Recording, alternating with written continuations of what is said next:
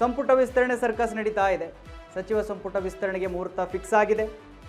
ಇವತ್ತು CM DK Shivakumar ಅವರು ದೆಹಲಿಗೆ ಟೂರನ್ನು ಹೊರಟಿದ್ದಾರೆ. ಮಧ್ಯಾಹ್ನ 2 ಗಂಟೆಗೆ ದೆಹಲಿಗೆ CM DK ಪ್ರಯಾಣವನ್ನು ಬೆಳೆಸ್ತಾರೆ. ಇಂದು ರಾತ್ರಿ ದೆಹಲಿಯಲ್ಲೇ ಶಿವಕುಮಾರ್ ವಾಸ್ತವ್ಯ. DK ಶಿವಕುಮಾರ್ ಅವರು ಇಂದು ದೆಹಲಿಯಲ್ಲೇ ಉಳ್ಕೊಳ್ತಾರೆ. ನಾಳೆ ಹೈಕಮಾಂಡ್ ಭೇಟಿ ಆಗ್ತಾರೆ DK ಅವರು.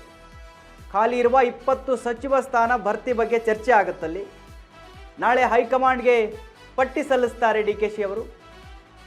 ಪಟ್ಟಿ ಸಲ್ಲಿಕೆ ಆದ ಬಳಿಕ ನಾಳೆ ಮತ್ತೆ ಬೆಂಗಳೂರಿಗೆ ವಾಪಸ್ ಬರ್ತಾರೆ. ಅದಾದ ಮೇಲೆ ಮತ್ತೆ ಜುಲೈ 18ಕ್ಕೆ ಮಾಜಿ CM ಸಿದ್ದರಾಮಯ್ಯ ಮತ್ತು DK ಶಿವಕುಮಾರ್ ಅವರು ಈಗಿನ CM ಇಬ್ಬರೂ ಕೂಡ ಮತ್ತೆ ದೆಹಲಿಗೆ ಹೋಗ್ತಾರೆ. ಅದಾದ ಮೇಲೆ ವರಿಷ್ಠರ ಜೊತೆ ಸಿದ್ದರಾಮಯ್ಯ DK ಶಿವಕುಮಾರ್ ಅವರ ಮಾತುಕತೆ ಆಗುತ್ತೆ.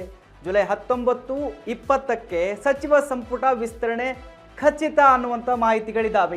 ಬಹಳ ದಿನಗಳಿಂದ ಚರ್ಚೆ ನಡೀತಾ ಇತ್ತು. 1.5 ತಿಂಗಳಿಂದ ಇದೇ ಚರ್ಚೆ ಆಗ್ತಾ ಇತ್ತು. ಸಚಿವ ಸಂಪುಟ ವಿಸ್ತರಣೆ ಆಗಬೇಕು, ವಿಸ್ತರಣೆ ಆಗಿಲ್ಲ, 20 ಸ್ಥಾನಗಳನ್ನು ಭರ್ತಿ ಮಾಡಬೇಕು, ಯಾರು ಸಚಿವ ಸ್ಥಾನಕ್ಕೆ ಬರ್ತಾರೆ, ಬಹಳ ಜನ ಆಕಾಂಕ್ಷಿಗಳಿದ್ದಾರೆ, ಇವೆಲ್ಲವೂ ಕೂಡ ಚರ್ಚೆ ಆಗ್ತಾ ಇತ್ತು. ಅದಕ್ಕೆಲ್ಲ ತೆರೆ ಬೀಳುವಂತೆ ಅಂತ ಒಂದು ಸಂದರ್ಭ ಕೂಡ ಬಂದಿದೆ. ಅದಕ್ಕೆ ಪೂರಕವಾಗಿ DK ಶಿವಕುಮಾರ್ ಅವರು ಇವತ್ತು ಮಧ್ಯಾಹ್ನ 2 ಗಂಟೆಗೆ ಡೆಲ್ಲಿಗೆ ಹೊರಟಿದ್ದಾರೆ ಹೈಕಮಾಂಡ್ ಭೇಟಿಯಾಗಲು. ಇವತ್ತಲ್ಲೇ ಇರ್ತಾರೆ DK ಶಿವಕುಮಾರ್ ಅವರು. ನಾಳೆ ಹೈಕಮಾಂಡ್ಗೆ ರಾಹುಲ್ ಗಾಂಧಿ ಆಗಿರ್ಬೋದು, ವರಿಷ್ಠರಾಗಿರ್ಬೋದು, ಇನ್ನು ಪಕ್ಷದ ವರಿಷ್ಠರು ಮಲ್ಲಿಕಾರ್ಜುನ್ ಖರ್ಗೆ ಆಗಿರ್ಬೋದು, ಇನ್ನು ಹಲವರನ್ನ ಭೇಟಿ ಆಗ್ತಾರೆ. ಭೇಟಿ ಆದಮೇಲೆ ಎಲ್ಲ ಮಾತುಕತೆ ಆಗುತ್ತೆ. ಅದಾದಮೇಲೆ ನಾಳೆ ವಾಪಸ್ ಬರ್ತಾರೆ ಬೆಂಗಳೂರಿಗೆ. ಮತ್ತೆ ಇನ್ನೊಂದ್ಸರಿ ಹೋಗ್ತಾರೆ 18ನೇ ತಾರೀಕು DK ಶಿವಕುಮಾರ್ ಅವರು ಮತ್ತು ಸಿದ್ದರಾಮಯ್ಯನವರು ಹೋಗಿ ಚರ್ಚೆ ಆಗುತ್ತೆ. ಈ ಲಿಸ್ಟ್ ಬಗ್ಗೆ ಚರ್ಚೆ ಆಗುತ್ತೆ. DK ಶಿವಕುಮಾರ್ ಒಂದು ಲಿಸ್ಟ್ ಕೊಟ್ಟಿದ್ದಾರೆ, ನಿಮ್ಮ ಲಿಸ್ಟ್ ಏನಾದರೂ ಇದರಲ್ಲಿ ಬದಲಾವಣೆ ಆಗಬೇಕಾ, ಮತ್ತೊಂದು ಆಗಬೇಕಾ, ಎಲ್ಲ ಕೂಡ ಚರ್ಚೆ ಆಗುತ್ತೆ ಸಿದ್ದರಾಮಯ್ಯನವರ ಸಮ್ಮುಖದಲ್ಲೂ ಕೂಡ. ಅದಾದ ಮೇಲೆ 19 ಅಥವಾ 20 ಈ ಡೇಟ್ ಒಳಗಡೆ ಅಥವಾ ಈ ಡೇಟ್ಗೆ ಸಚಿವ ಸಂಪುಟ ವಿಸ್ತರಣೆ ಖಚಿತ. ರಾಜ್ಯದಲ್ಲಿ ಭಾರಿ ಚರ್ಚೆ ಆಗಿತ್ತು. CM ಬದಲಾವಣೆಯ ನಂತರ DK ಶಿವಕುಮಾರ್ ಅವರ ಸಚಿವ ಸಂಪುಟದಲ್ಲಿ ಯಾರ್ಯಾರು ಕೆಲಸವನ್ನು ಮಾಡ್ತಾರೆ ಅಂತ ಹೇಳಿ ಮೊದಲನೇ ಬಾರಿಗೆ DK ಶಿವಕುಮಾರ್ ಅವರು ಸೇರಿ 14 ಜನರ ಪ್ರಮಾಣ ವಚನವನ್ನು ಸ್ವೀಕಾರ ಮಾಡಿದ್ರು.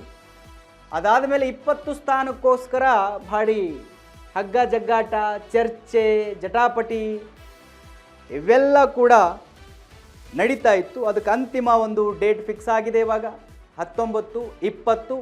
ಅದರಲ್ಲಿ ಸಚಿವ ಸಂಪುಟ ವಿಸ್ತರಣೆ ಖಚಿತ ಅಂಥೇಳಿ ಮಾಹಿತಿ ಗೊತ್ತಾಗ್ತಾ ಇದೆ.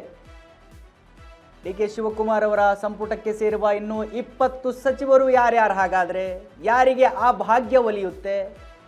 ಬಹಳ ಜನ ಇದ್ದಾರೆ ಆಕಾಂಕ್ಷಿಗಳು.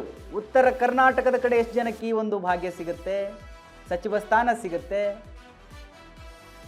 ಹಳಬರಿನ ಎಷ್ಟು ಜನ ಸಂಪುಟಕ್ಕೆ ಬರ್ತಾರೆ ಅಥವಾ ಹೊಸಬರನ್ನ ತೆಗೆದುಕೊಳ್ಳೋದಕ್ಕೆ ಪ್ಲಾನ್ ಮಾಡಿದ್ದಾರೆ ಅನ್ನೋಂಥ ಮಾಹಿತಿಗಳಿದ್ದಾವೆ.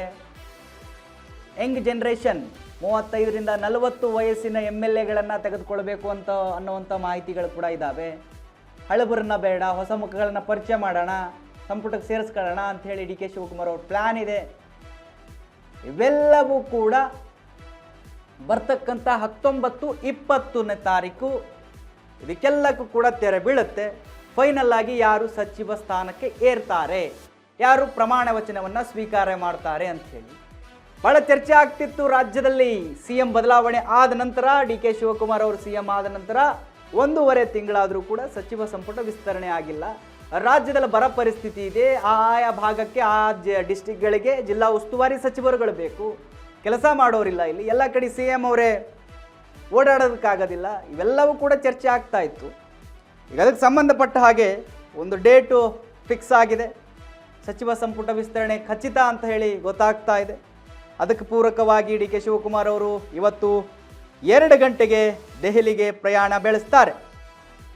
ನಾಳೆ ಹೈಕಮಾಂಡ್ ಜೊತೆ ಮಾತುಕತೆ ಆಗುತ್ತೆ. ಮಾತುಕತೆ ಆದಮೇಲೆ ಲಿಸ್ಟನ್ನು ಕೊಡ್ತಾರೆ. ಲಿಸ್ಟು ಯಾರ್ಯಾರ್ದಿದೆ, ಏನೇನಿದೆ ಹೈಕಮಾಂಡು ಕೂಡ ಹೇಳುತ್ತೆ. ಇವ್ರನ್ನ ಸೇರಿಸ್ಕೊಳ್ಳಿ, ಇವ್ರನ್ನ ಬೇಡ, ಜಾತಿ ಅಥವಾ ಸಮುದಾಯ ಆಧಾರದ ಮೇಲೆ ಅಥವಾ ಪ್ರದೇಶಗಳ ಆಧಾರದ ಮೇಲೆ ಸಚಿವ ಸಂಪುಟಕ್ಕೆ ಸೇರಿಸಿಕೊಳ್ಳುವಂಥ ಕೆಲಸ ಆಗತ್ತೆ. ಸೊ ಅದಕ್ಕೆ ಸಂಬಂಧಪಟ್ಟ ಹಾಗೆ ಇವತ್ತು ದೆಹಲಿಗೆ DK ಶಿವಕುಮಾರ್ ಅವರು ಹೋಗಿ ನಾಳೆ ಚರ್ಚೆ ಮಾಡಿ ನಾಳೆ ವಾಪಸ್ ಬರ್ತಾರೆ. 18ಕ್ಕೆ ಮತ್ತೆ ಹೋಗ್ತಾರೆ. ಫೈನಲ್ ಲಿಸ್ಟನ್ನು ತಗೊಂಡು ಬೆಂಗಳೂರಿಗೆ ಬಂದು ಅನೌನ್ಸ್ ಮಾಡ್ತಾರೆ ಯಾರ್ಯಾರು ಸಚಿವರು, ಯಾರ್ಯಾರಿಲ್ಲ, ನನ್ನ ಸಂಪುಟದಲ್ಲಿ ಯಾರ್ಯಾರು ಇರ್ತೀರಿ, ಯಾರ್ಯಾರಿಲ್ಲ ಅನ್ನೋದು DK ಶಿವಕುಮಾರ್ ಅವರು ಹೇಳ್ತಾರೆ. ಹೇಳಿದವರೆಲ್ಲ ಪ್ರಮಾಣ ವಚನವನ್ನು ಸ್ವೀಕಾರ ಮಾಡಿ ಅವರವರ ಕೆಲಸದಲ್ಲಿ ಮುಂದುವರಿಬೇಕು. ಯಾವ ಯಾವ ಖಾತೆಗಳು ಸಿಗ್ತವೆ ಏನು ಎತ್ತ ಅಂಥೇಳಿ ಗೊತ್ತಾಗುತ್ತೆ.